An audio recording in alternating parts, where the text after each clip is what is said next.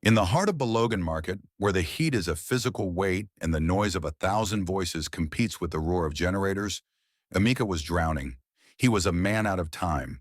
He was late for his rent, late for his dreams, and currently very late for a job interview on the island that could change his life. Navigating the labyrinth of stalls, he tripped over a velvet cloth laid directly on the dirt.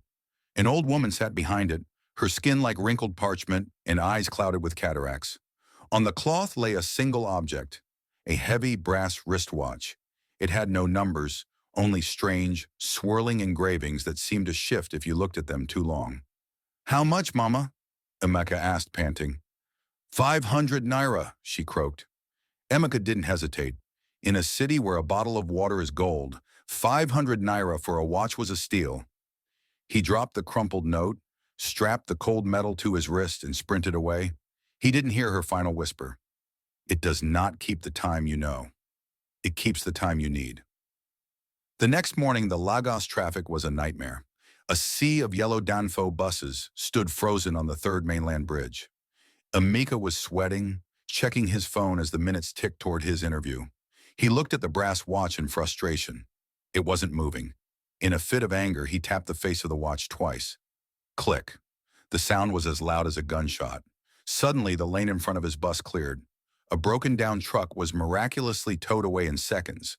The cars ahead surged forward. Emeka made it to the interview with 5 minutes to spare. He got the job. Within a month, Emeka was the rising star of his firm. Whenever a deadline loomed, he tapped the watch, and the world seemed to slow down, giving him the hours he lacked. When he was stuck in the chaos of Oshodi, a tap of the brass face cleared the road. He was finally winning the Lagos hustle. But the winning came with a price he didn't notice at first. It started with a slight ache in his joints. Then a coworker asked why he was suddenly growing gray hairs at 25. One morning, Emeka looked in the mirror and screamed. The face staring back wasn't a young man in his prime. It was a man in his late 40s, with deep-set wrinkles and tired, sunken eyes. He realized the horrifying trade. Every time the watch gave him the time he needed, to beat traffic, to meet a deadline, to skip the wait, it didn't manufacture that time out of thin air. It took it from his life. He was trading his years for minutes.